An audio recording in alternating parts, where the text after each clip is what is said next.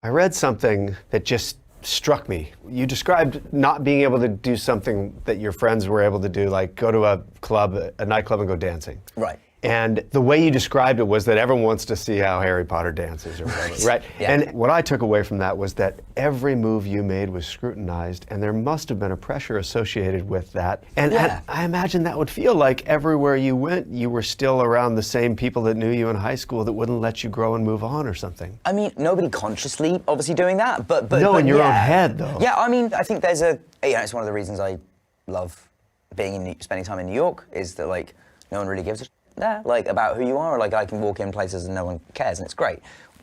In London, there's like a sense of, like, because I'm English, there's a sense of like familiarity and like ownership almost, and particularly with like super like rich upper class people who will just like grab you like you are theirs and go, come here, say hello to my friend. Really? All right, mate.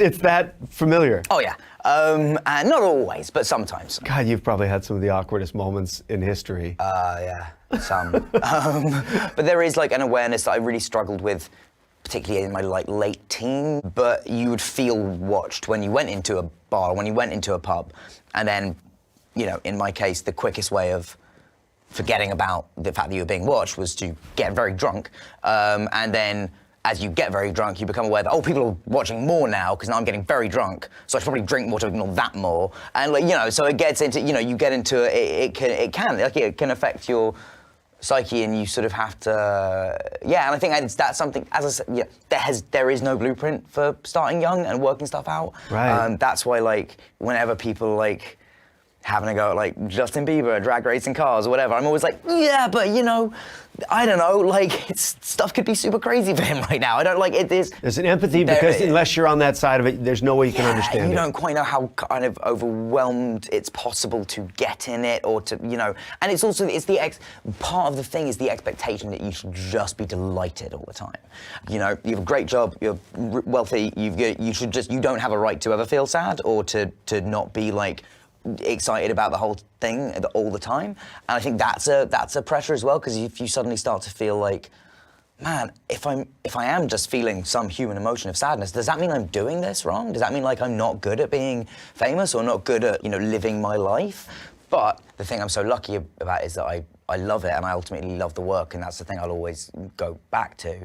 But there are some people that like don't love it and then get trapped in it, and then in some cases you've become the breadwinner for your family, you're the hyper, and so an infrastructure of people is relying on you to keep doing this job that you might have got into when you were 8 and now hate, but now you would be letting so many people down if you didn't do it. So I was just like very lucky that I loved it.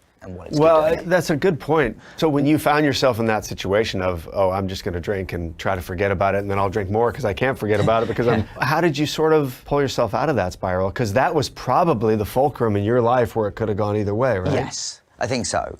I mean, you know, it took a few years and it took a couple of attempts, but I think I have been just unbelievably lucky with the people that I've had around me at certain times in my life.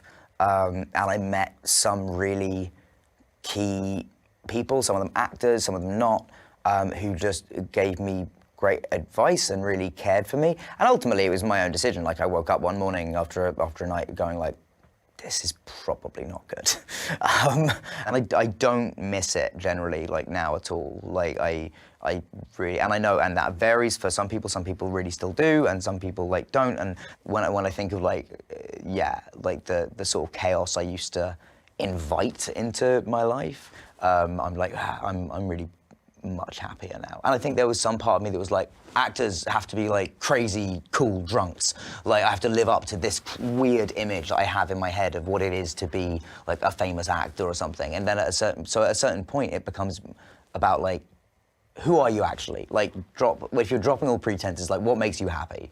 And like, even at the lowest point, I still loved my job so much, and I loved going to set, and there was never a day where my own would affect how I was on set. And I would just like, there was never a point where I was like, oh, I wish this hadn't happened to me. I wish I wasn't Harry Potter. Like, that just didn't happen.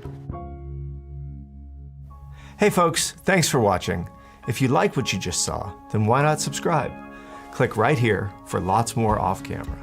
And if you want to see the hour-long version of these conversations, I'm going to give you the secret link. Here it is, offcamera.com. Check it out.